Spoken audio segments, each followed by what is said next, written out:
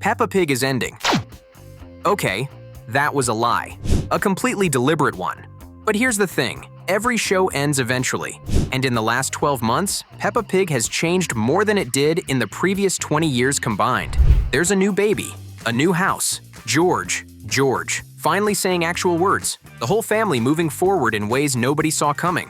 So we've been asking one question. When Peppa Pig finally gets its last episode, what does it look like? These are the best theories. Some of them will surprise you. One of them might make you cry. And at least one involves a vampire. Let's go. Theory 1. The narrator breaks the fourth wall. Here's a theory for the final episode that would genuinely break the internet.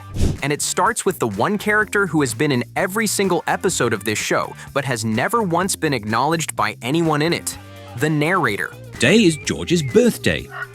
For 20 years, he's been sitting there, calm, patient, explaining things to us that we can already see with our own eyes. Peppa loves jumping in muddy puddles.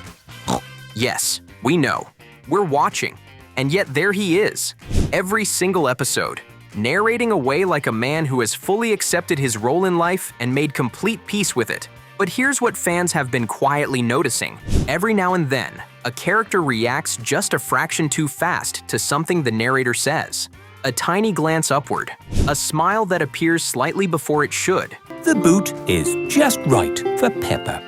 Small moments, scattered across 20 years, that suggest someone in Peppa Town can actually hear him, and has simply been too polite to say anything. So imagine the final episode. Everything plays out normally. The day winds down, and then, in the very last seconds, the narrator says something he has never said before. And that was Peppa's story. This time, nobody pretends. The family looks up. Maybe they say something back. Maybe they just smile. But after 20 years of being the only voice in Peppa Town that nobody ever talked to, the narrator finally gets his moment. That's not just a good ending. That's the only ending that's been hiding in plain sight the entire time. Theory 2. Peppa finally grows up. The biggest fake-out in Peppa Pig history isn't a plot twist. It's this show's relationship with growing up. In the episode My Cousin Chloe admits she's too grown up to jump in muddy puddles. I'm too grown up to jump in muddy puddles. Oh. And Peppa, desperate to seem older to keep up, tries to act mature too. No, I don't need help. I'm a big girl like you. Even though everything about her is screaming that she absolutely still wants to play. Secretly, Peppa would love to jump in the puddle, but she wants to look grown up. The show has been building to this moment for years. It just keeps chickening out at the last second. The final episode wouldn't have that option. Picture this. Peppa's whole class leaves playgroup. Suzie, Danny, Rebecca, Pedro, all of them walking through the doors of big school together. George stays behind in playgroup. But he's not alone, because Evie joins, and suddenly, he goes from losing a sister to gaining one. And here's where it gets interesting. Of everyone in that new class, it's Pedro Pony who ends up sitting next to Peppa on the first day. Not because a teacher arranged it, not because anyone planned it. Just one of those things. And the show ends there. Leaning into a story it's been quietly hinting at for years. No dramatic farewell, no big speech. Just Peppa Pig, 20 years in, finally walking through a bigger door. And Pedro Pony somehow right there beside her. Theory 3. The flood. Dark theory warning. This next theory takes a darker turn. You've been warned. There's a fan theory that's been circulating on Reddit for years, and it goes like this. Peppa Pig is set in a post-apocalyptic world. Humans were nearly wiped out by climate change. The roads, the computers, the cars, all of it is left over from the human era. The animals didn't build any of it. They just moved in after. And honestly, it explains a lot. But here's the detail nobody talks about. This show has always had one very specific obsession: rain, puddles, floods. The entire premise of the show is a little girl who cannot wait for it to rain so she can jump in the aftermath. That's always been the joke. But what if it isn't a joke? In the episode The Biggest Muddy Puddle in the World, Peppa and George wake up to find their house completely surrounded by floodwater. It's played as a fun adventure. Everyone piles into Grandpa Pig's boat. Nobody panics. But think about that for a second. Your house is on an island. The floodwater is rising. and your immediate, practiced, completely calm response is to grab the boat. That is not a normal reaction. That is a people who have done this before reaction. So the final episode theory goes like this. The rain comes again. Harder this time. The hills that have always kept Peppa Town safe, the ones every single house is built on top of, finally aren't enough. The puddles join together. The water rises. And somewhere beyond the flood, the humans are coming back. The animals got 20 years in Peppa Town. Now someone wants their world back. Eh? What? Theory 4. Suzie actually leaves. This one takes the saddest fake out in the entire show and makes it real. In Suzie Goes Away, Mummy Sheep gets a new job on the other side of the world. This new job is so much more interesting than the job I have now. Peppa makes a goodbye card, hands over her favorite plastic crown, and they're both about to cry. Then Mummy Sheep's phone rings. They said I didn't get the new job. Peppa takes the crown back immediately. The show walked right up to the edge and changed its mind. A final episode wouldn't have that option. These two have been best friends since they were babies. So when Suzie actually leaves this time, it lands completely differently. Peppa makes another card. Better than the last one. More careful, more honest. And this time, Suzie gets to keep the crown. Maybe the show finally addresses where Suzie's dad is. Maybe we get the reunion nobody expected. And then Suzie leaves. Peppa will still go to school, still jump in puddles, still boss everyone around. But the one person who always bossed her back won't be there anymore. And that's a different kind of quiet. Theory 5. It was all a drawing. This next theory reframes the entire show in about 30 seconds. What if Peppa Town was never meant to follow real-world logic because it was never meant to be the real world? What if the whole thing is just Peppa's drawing of it? Think about it. The hills are enormous because kids draw hills like giant triangles. Every family is one single animal species because that's just easier to understand when you're 5. Adults are silly because kids think adults are silly. And Miss Rabbit has every single job in town because when you're little, every person behind a counter might as well be the same person in a different hat. It explains everything, all of it, in one go. And the show has already quietly pointed at this.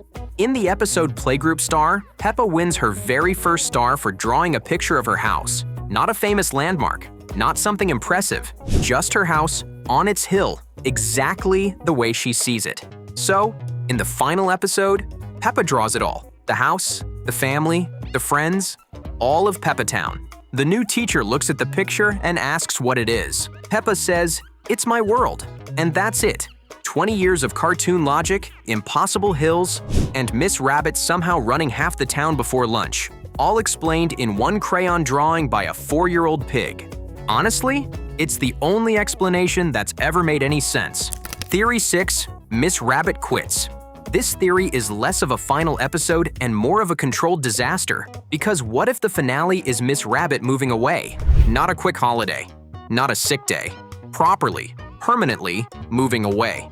And for the first time, Peppa Town has to face the question nobody has ever wanted to ask out loud. Who is going to do literally everything? Because that is not an exaggeration. The bus has no driver. The ice cream stand is unmanned. The gift shop is locked. The helicopter is just sitting on the roof. Somewhere, Daddy Pig volunteers to help, which is a very kind gesture, and also the exact moment the town realizes how serious things have become. The whole episode plays as a comedy of total collapse. Every ordinary Tuesday in Peppa Town runs on Miss Rabbit. Without her, nothing works. Not one thing. But then it becomes something else. Because slowly, everyone realizes she was never just the lady with all the jobs. She was the reason every normal day felt normal. So the town throws her a goodbye party, balloons, cake, the works. And right before she leaves, Miss Rabbit casually mentions she organized the whole thing herself, booked the venue, ordered the cake, arranged the seating, and still had time to drive the party bus there. Of course she did. Theory 7. Madame Gazelle is actually a vampire, and she says goodbye.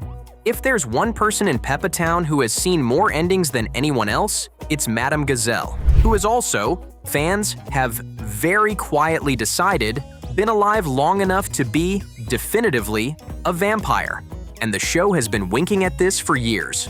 In the Pumpkin Party episode, Suzie turns up dressed as a vampire. Madame Gazelle smiles and says, "That brings back memories of the old country."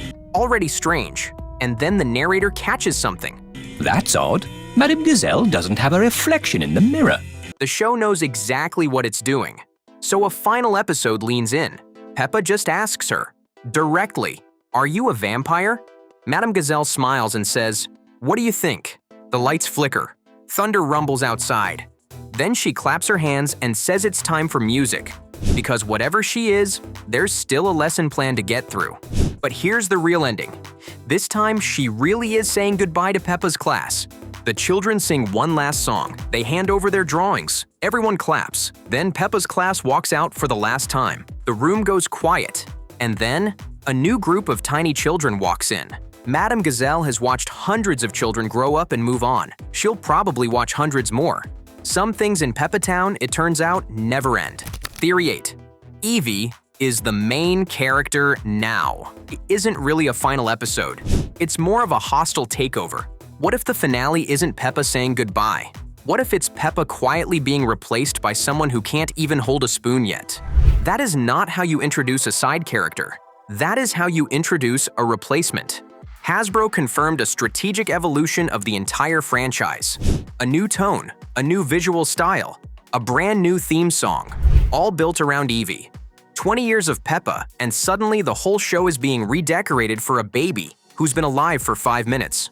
So the final episode could be the moment Peppa realizes it too. She shows Evie around. The house, the garden, the puddles, everything that matters.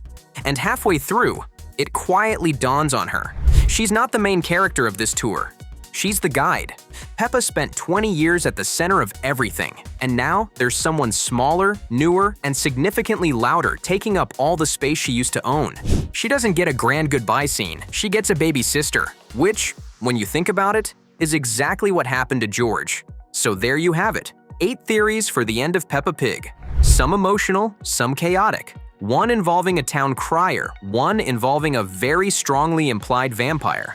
Peppa has been around for 20 years. She deserves a proper ending. The question is, which one do you want? Let us know in the comments. And if you want more secrets, theories, and deep dives into your favorite shows, we've got a whole catalog waiting for you. Thanks for watching.